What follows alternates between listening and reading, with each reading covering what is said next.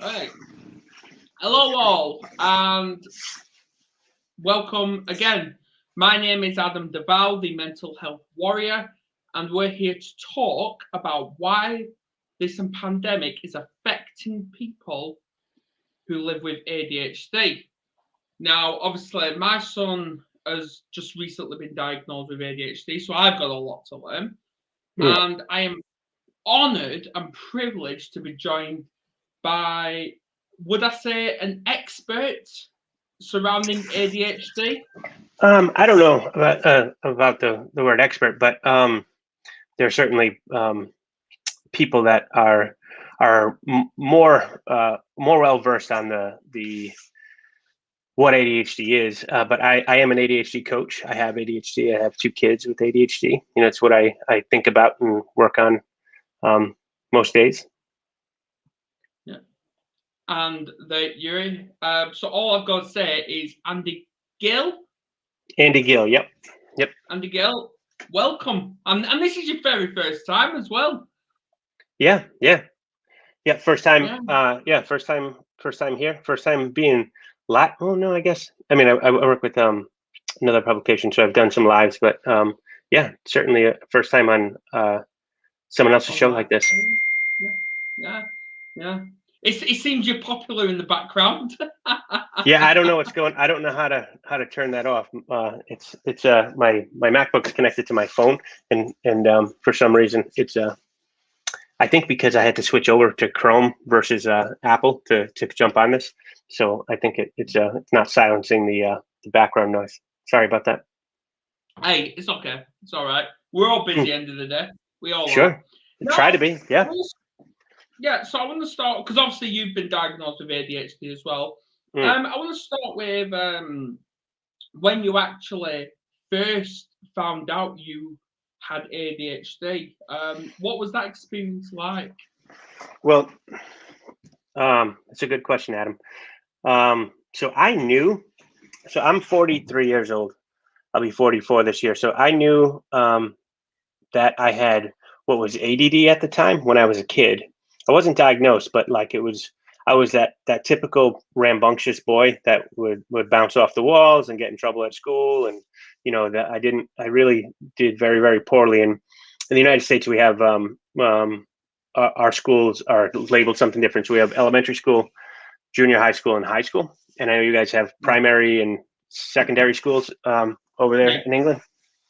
Yeah. So in earlier years, it wasn't so bad, but in high school, like I really struggled to learn in the way that it was presented. So I knew I had ADD, but in the time, this was in like we're talking late 80s, early 90s.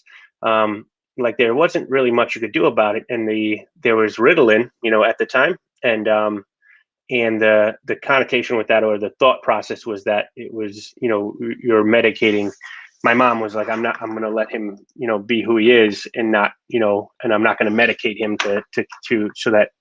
I think the idea is like the guilt that goes around with, if you're now as a parent, if you're giving your kids medication, is it to benefit you or is it to benefit them? I think that there's a lot of guilt and shame that goes along with giving your kids medication. So I think there was a bit of that, but I was formally diagnosed when I was 28 years old. So this was 15, almost 16 years ago, when I had my two kids. I'm sorry, this phone will not stop.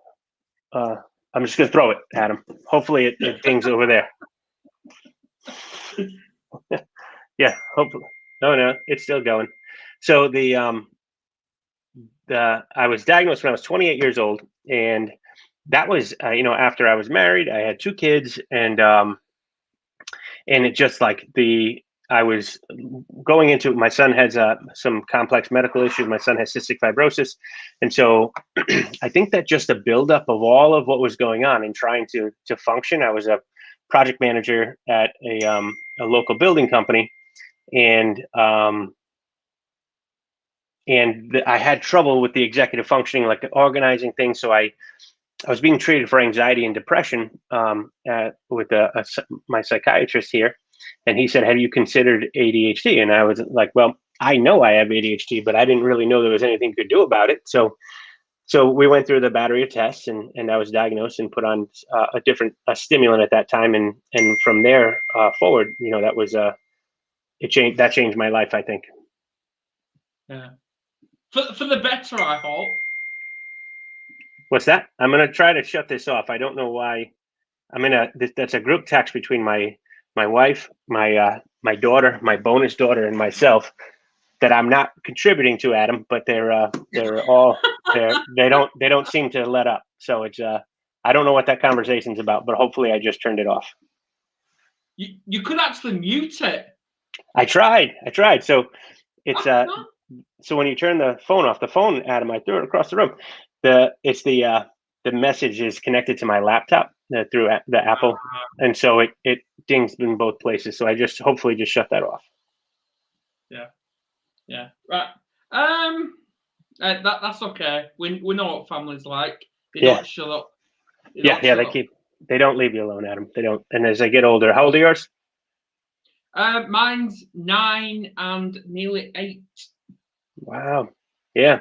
So right back to back there. My daughter's going to be 18 in a couple months here, and my son will be 16 this year. So it doesn't stop then. It gets worse. No, and it gets more expensive too, Adam. Just to let you in on a little hint. The toys get more expensive. I thought just having a partner is expensive, but hey, it's one. No, so this is what happens once they start driving. This is the most relevant or the most ongoing issue.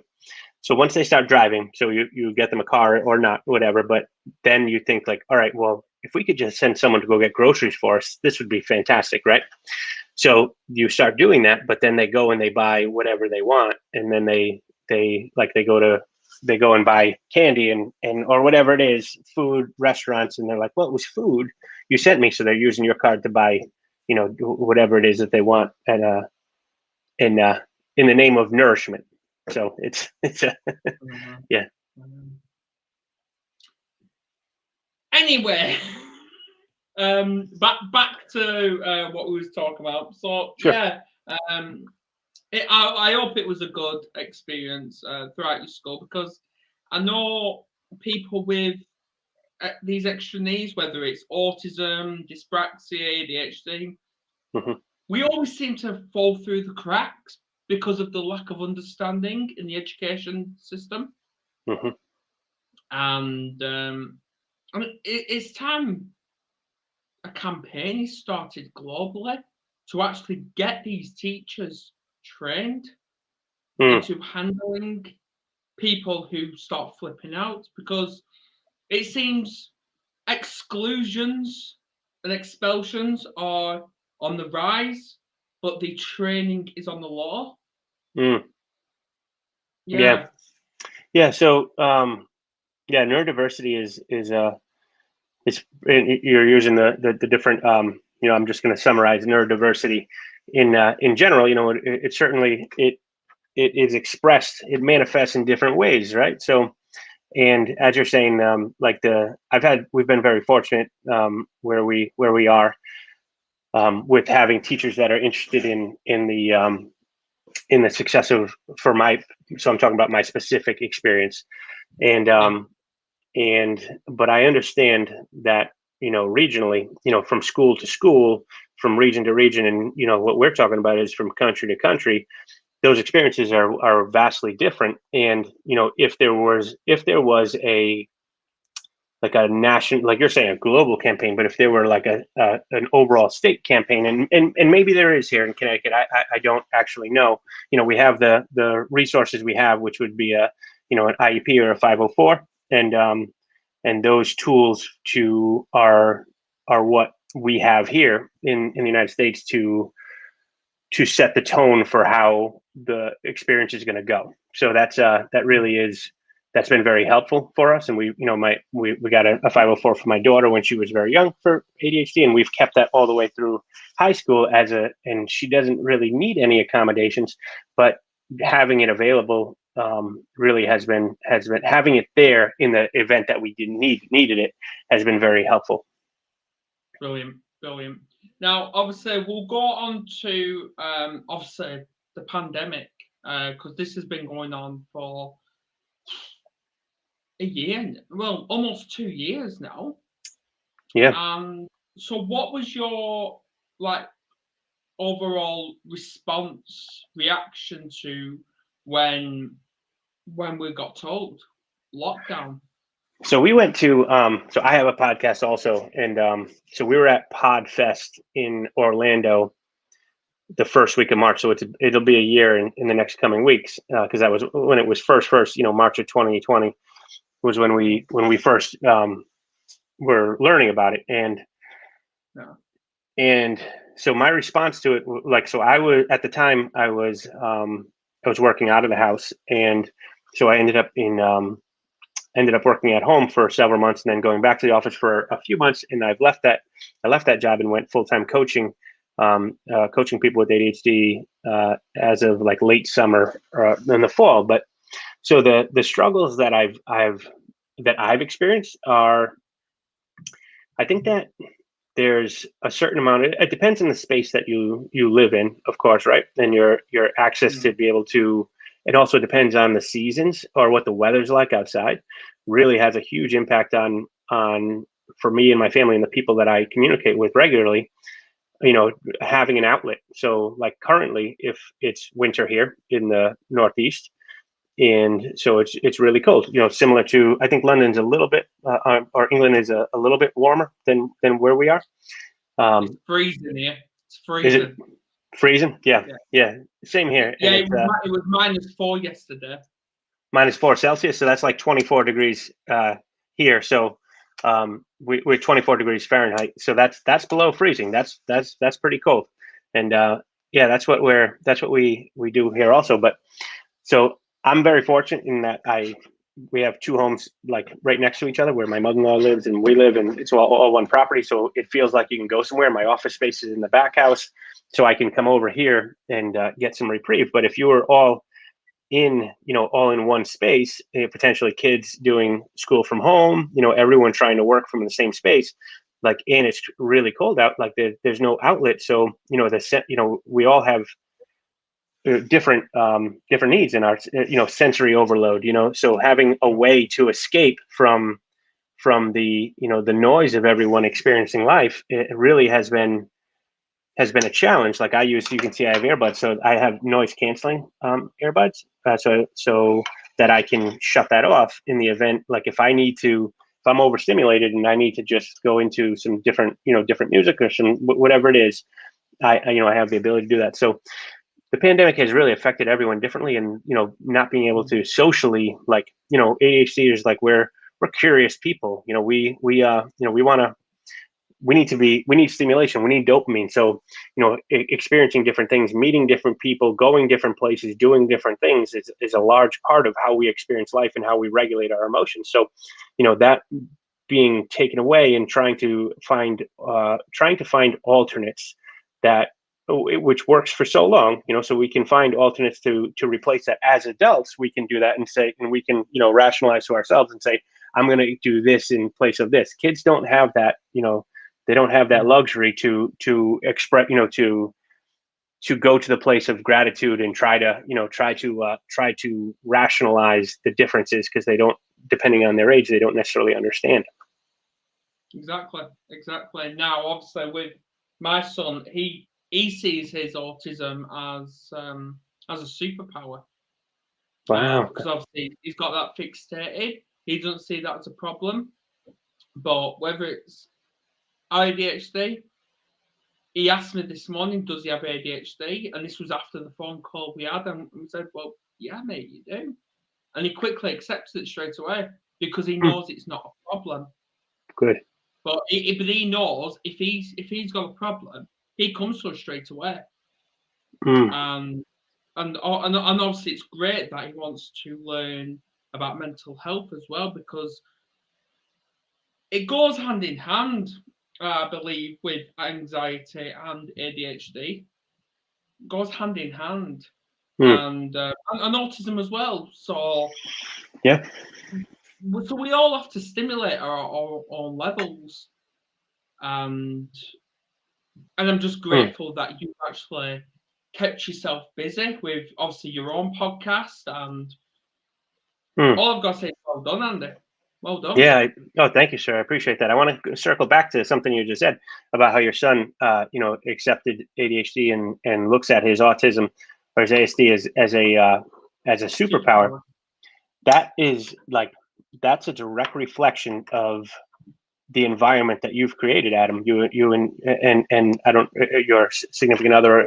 I don't know your current situation, but and I'm sorry to assume, but it really is a direct reflection of the way that you and his environment. We'll speak to his environment, have presented that information to him. So if you were to say, depending on how you treat him, and I think about this with my own kids a lot, and it was part of this week's podcast. Like, if I were to be getting down on my son all the time for the things that he's lacking, then he would view himself in a negative light. And if you're able to present your son's strengths to him, as I doubt maybe he came up with this idea on his own, but I would venture to guess that you're a part of that in reframing his abilities and doing some strength-based. I can never say that word, Adam. Strength-based coaching. I can't say it. It's hard to say, but that really is just so important. I try to think about this whenever our kids are struggling, like we're talking about the pandemic and the kids being locked down, and there's so much negative, and they're trying to learn distance through the computer, and that's not the way they're stimulated. So when you think about, I tried with my own son, be like, hey, bud, you're so good at, and he's so good at so many things. He's mechanically, he sees things that I don't see. And my daughter's car was broken, and I was like, send it to the mechanic. He went in and figured out it's like the alternator belt. I don't know these things, but that's the way his brain works. So he, that strength-based coaching, and it really is a testimony to the work that you're doing, and the way that the work that you're doing is working. So I love to hear that your son was like, I have ADHD. That's good. That's cool. My autism is a superpower. That's awesome to hear. So I commend you and congratulate you on that. Thank you. And obviously, like when we spoke with his school just last week, because obviously they're on half term now. Obviously he's only in year 4 as we speak. I don't know what's that in America. I don't know. But fourth grade. We have kindergarten, first grade, second grade, fourth grade, third grade, fourth grade.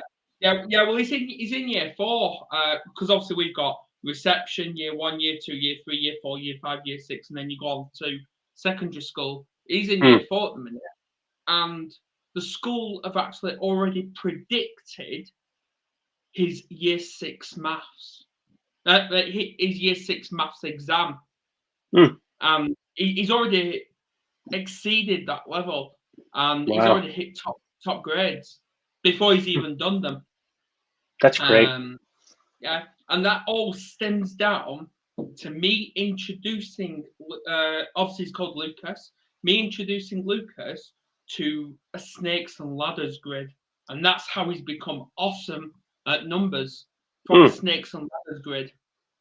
Snakes and ladders grid?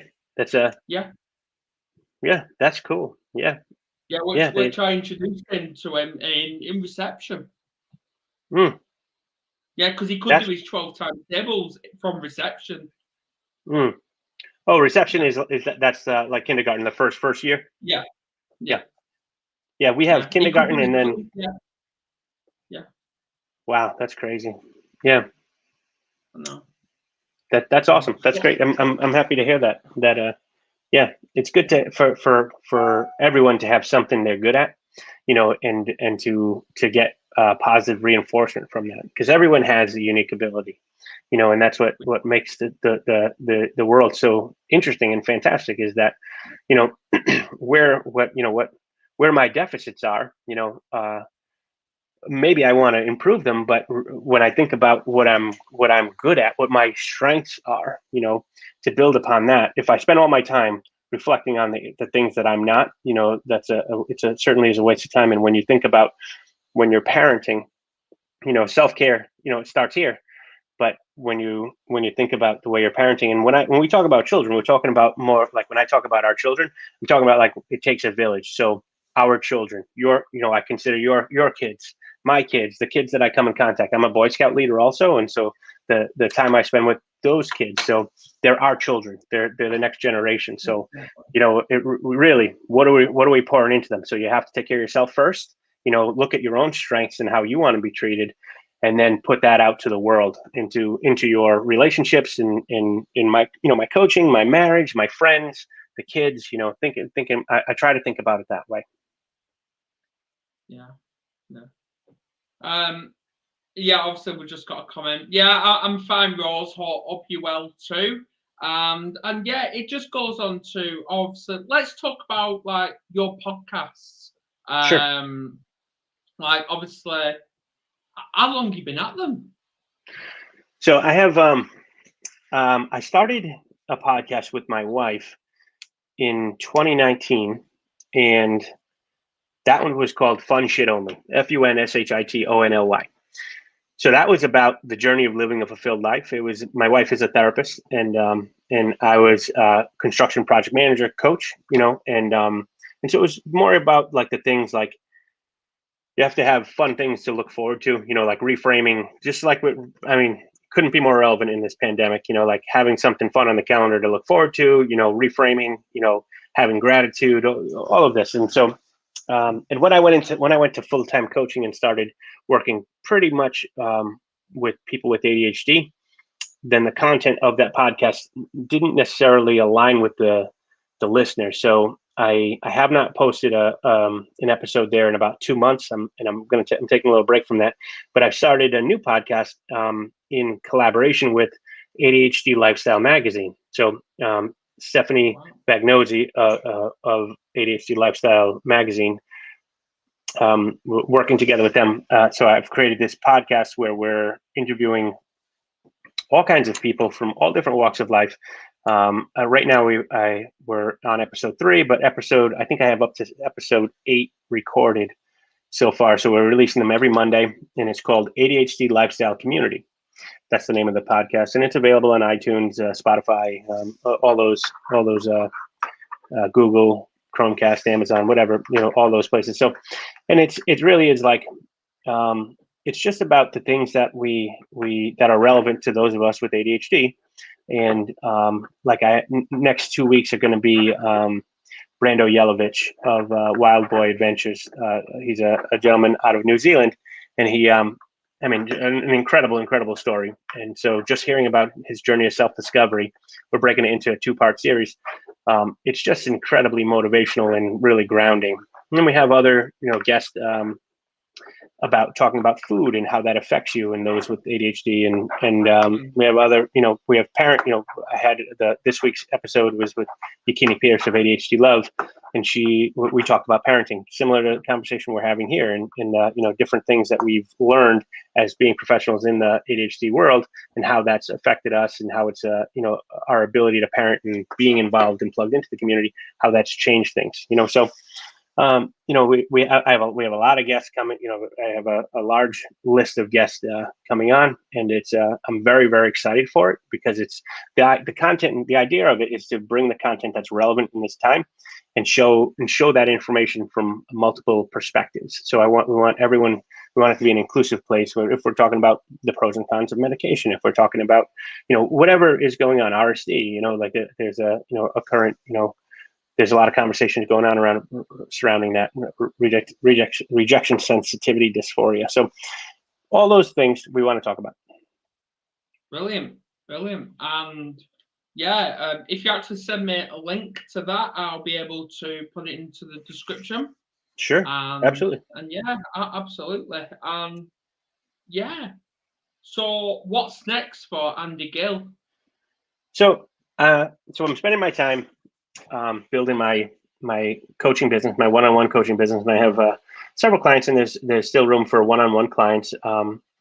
So I'm a life/ADHD coach, and I say it that way because it's I'm a what I would call a core energy coach. That's the schooling I went to, and so I coach the person, not the problem. So there's energies, or there's a certain energy that you show up with around your different situations, and there's 7 levels of energy. So, And then when you're triggered, when you go about your day your normal way with your normal, the way you present, you approach life until you're triggered by some, potential stress response, and then you go into a different, a different stress reaction. So, thinking about those things and how people are approaching, life, and looking at potentially changing belief systems. So if I'm a coach that will approach, like, if you want to do XYZ, well, there's limiting beliefs and belief systems that are in place that would need to be addressed. And why do you have them? Why do you hold them? You created those belief systems,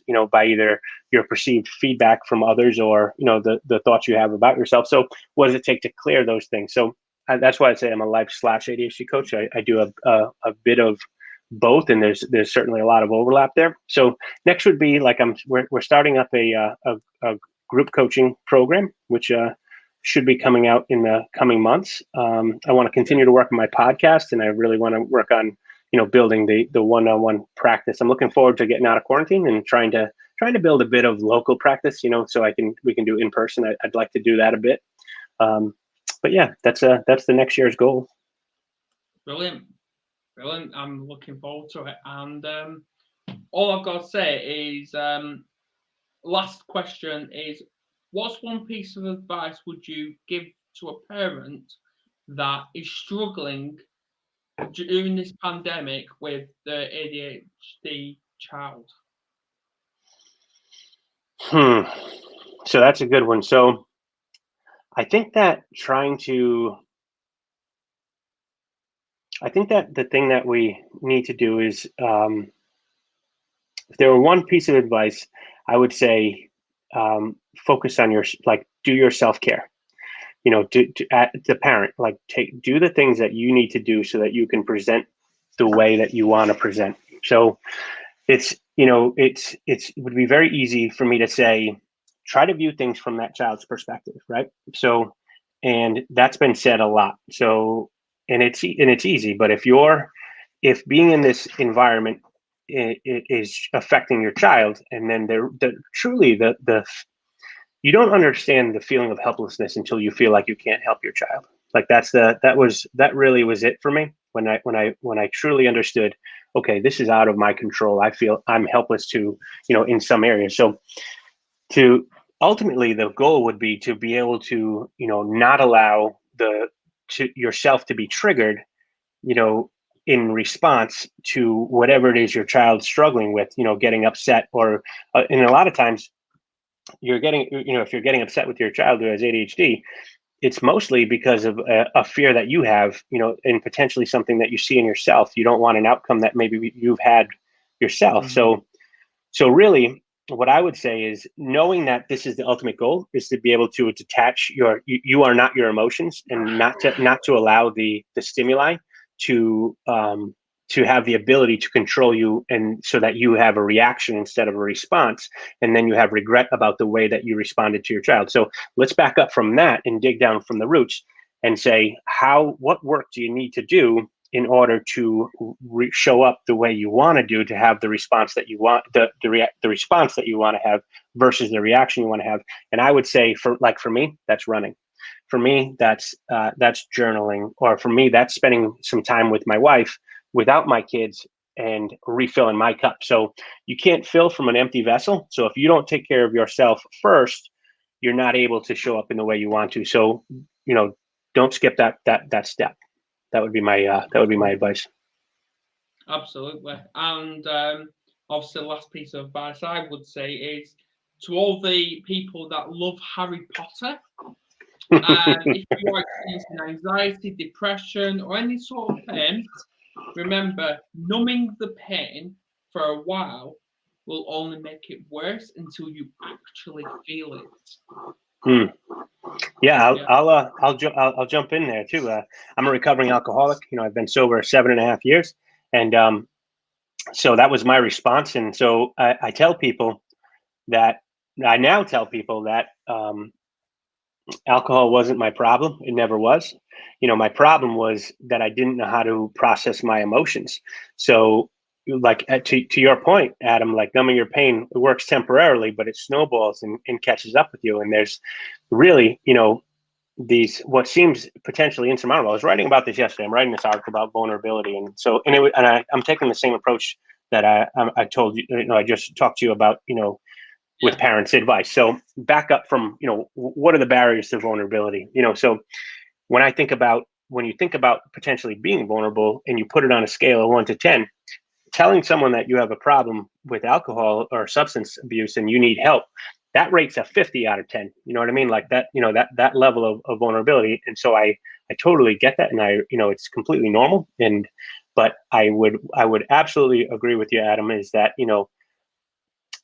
address those things. Like if you potentially think that you have a problem, maybe that's something that you should talk to, and that short-term numbing, like get back up a little bit more and understand that there's alcohol. Now I say was a tool that was in my toolbox, right? So then I had so if I was stressed, I use alcohol. Now if I'm stressed, I use exercise. Now I use different, I utilize different experiences. I change perspective. So if you're in the depths of that, using those substances potentially as a short-term tool, view them as a tool and think about what tools you could replace that with to achieve the same outcome. So that's what that would be. Sorry to add on there, but that's No, something. you're right. You're spot on, Andy. You really are. And obviously, if anyone needs that support, Andy's here. You can find him on definitely LinkedIn. Where else? Yeah, so I'm on LinkedIn. Andrew Gill, or I'm going to change that to Andy Gill, but I'm Andrew Gill, ANDREWGIL. That's something I spend too much time on is LinkedIn. But also on Instagram is something I'm new at and horrible at. I use my 17-year-old daughter to help me figure out. I don't know what a reel is or anything like that, and I'm just learning about a story. So, but you can find me on Instagram at Coach Andy Gill. So COACHANDYGIL. There you go. And there you go. You can find him if you need any support. He's there. He's waiting. If you need help, I'm here as well. You can find me on LinkedIn, Facebook, Instagram, even though I'm crap at it as well. But yeah, we're here, and you can visit me at www.mentalhealthwarrior.co.uk. At the end of the day, we're all warriors. I'm a warrior, Andy's a warrior, and we're all here, and we're waiting. And all I've got to say is thank you for coming on, Andy. Yeah, of course, man. Thank you so much for having me. I appreciated this. I always love to talk to my friends across the pond, because I love that you guys just sound so well put together with your accent. It sounds like everything you say I just take more seriously. Like I have a lot of friends over in England, and I always enjoy speaking to them. I'm actually doing a podcast interview with someone from England this afternoon. I love it. Thank you. You're more welcome. And on that note, I'm going to end this podcast now. Please join me at 5 p.m. So that's literally just over an hour, where I'm going to be joined by another American from the States. I don't know where she's from. Tiffany Werner. She hosts Moments of Clarity. And this is going to be awesome, because we're going to get inside her mind. And on that note, please share this. If you're not subscribed to the channel, please subscribe. And in awareness, this will help all of us. And on that note, thanks for coming on. All right. Here we are. Broadcast.